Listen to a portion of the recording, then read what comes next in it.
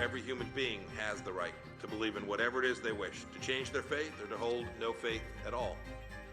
Indeed, we must affirm and fight for that truth now more than ever.